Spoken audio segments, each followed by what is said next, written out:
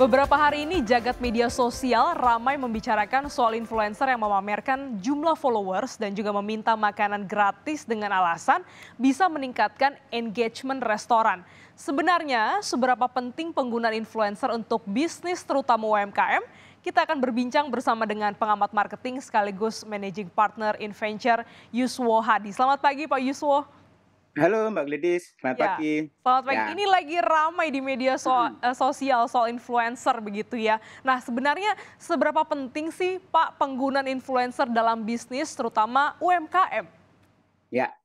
Jadi pertama ada faktor coverage ya. Coverage itu ditentukan oleh seberapa banyak brand ini diketahui oleh customer atau audience ya. Coverage itu quantity. Jadi makanya penting follower banyak itu menjadi penting.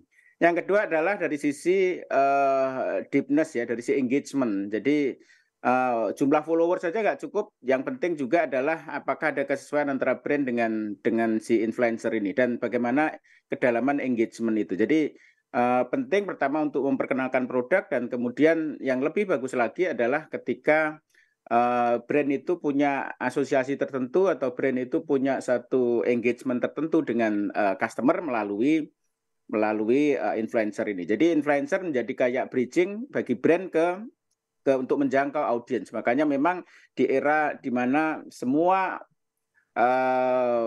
customer sekarang adalah media, jadi mereka adalah publisher, maka content creator itu menjadi penting untuk mengumpulkan massa. Jadi pentingnya adalah bagaimana membridging antara brand dengan customer melalui mereka. Gitu Mbak Gladys. Wah, jadi sebagai perantara lah ibarat kata begitu. Nah, dalam suatu bisnis nih Pak, jika kita ingin memilih influencer, faktor-faktor apa saja yang harus dipertimbangkan?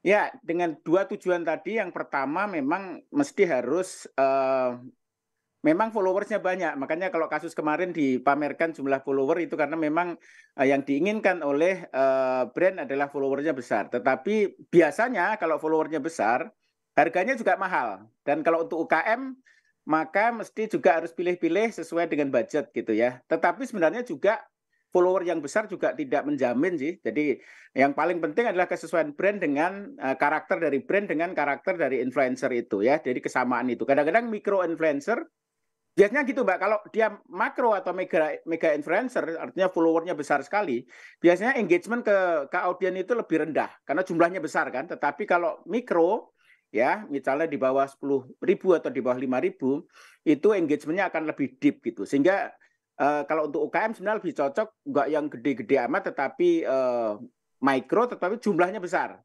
Ya, jumlah influencernya itu besar gitu, sehingga engagement juga tinggi. Tetapi itu dilihat tergantung dari budget sebenarnya ya. Jadi yang pertama adalah jumlah followers, kemudian engagement, kemudian budget dari si UKM-nya, dan kemudian tentu saja adalah kesesuaian antara brand ya, brandnya UKM itu dengan karakternya dari influencer. Jadi nggak bisa milih sembarang influencer asal followersnya besar gitu ya. Itu yang matang. Tapi kebanyakan UKM selalu nyari adalah yang coveragenya besar, ya, yang coveragenya besar atau yang followernya besar. Gitu Mbak Gladys. Wah, jangan sampai kita terjebak hanya karena angka followers justru tapi nanti engagementnya atau tidak Betul. sesuai produk dengan influencer yang ingin kita ajak kerjasama begitu ya Pak. Nah tadi kan Bapak singgung juga soal budget ya, kita tahu UMKM ini kan budgetnya masih terbatas. Adakah cara lain Pak untuk memviralkan bisnis selain menggunakan influencer? Ya.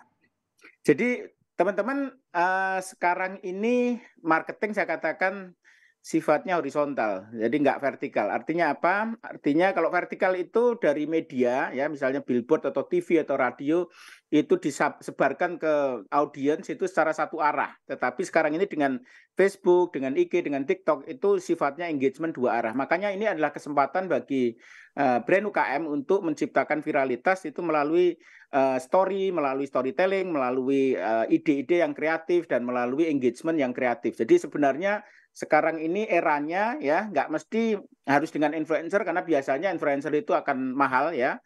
Sifatnya tuh namanya paid media, media yang harus kita bayar. Teman-teman juga bisa melakukan, teman-teman UKM juga bisa melakukan dengan earn media, yaitu dengan menciptakan satu ide yang kreatif atau sesuatu storytelling, iklan atau konten yang kreatif, atau barangkali si owner ya, karena budgetnya nggak ada, si owner berperan sebagai seolah-olah sebagai influencer ya, atau sebagai content creator, sehingga bisa menciptakan konten-konten yang organik, yang otentik, dan bahkan kalau bisa menimbulkan viralitas, Mbak Gladys. Wah, kuncinya mungkin memang viral begitu ya. Bisa siapapun, kawan kita, saudara kita mungkin membantu kita untuk memviralkan.